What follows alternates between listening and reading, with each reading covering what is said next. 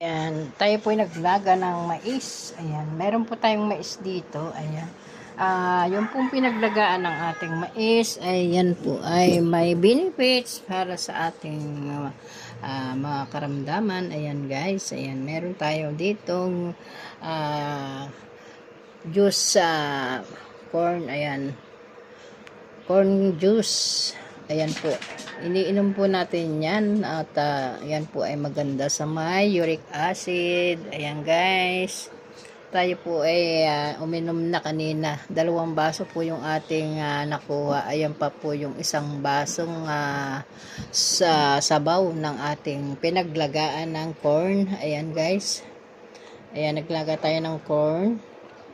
At yan po ang ating merienda mamaya. Ayan guys. Ayan po. Ayan, pag po kayo naglaga ng mais, huwag niyo po itapon